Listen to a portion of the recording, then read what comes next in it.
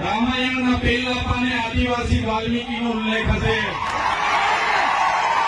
સબરીનો ઉલ્લેખ હશે, હનુમાનનો ઉલ્લેખ હશે, નિષાદનો ઉલ્લેખ હશે. અમારા આદિવાસી અમારા પૂર્વજો છે. તમે મહાભારત ઉઠાવીને વાંચી લેજો. જે એકલવ્ય છે અમારા આદિવાસીના પૂર્વજો છે. તમે મહારાણા પ્રતાપનો ઇતિહાસ વાંચી લેજો. એમાં ફૂંડા અમારી જે સેના હતી આદિવાસીઓની છે. અમે સમાજમાંથી આવીએ છીએ એટલે અમને ગર્વ છે. શિવાજીનો ઇતિહાસ વાંચી લેજો. દેવડા ભીલ જે સેના લઈને આવ્યા હતા એ અમારા આદિવાસી હતા. આદિવાસી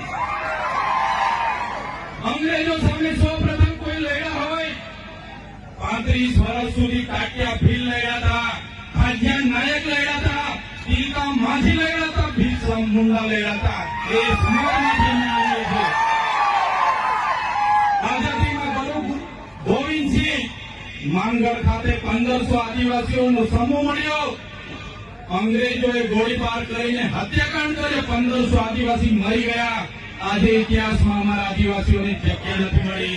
અમે ક્યારે સાખી નથી લેવાના. જે રીતે આદિવાસીઓ સાથે અન્યાય થયો, આજે દેશમાં આઝાદીનો અમૃત મહોત્સવ મનાવવામાં આવે છે. કરોડો રૂપિયાના તાઇફા કરવામાં આવે છે.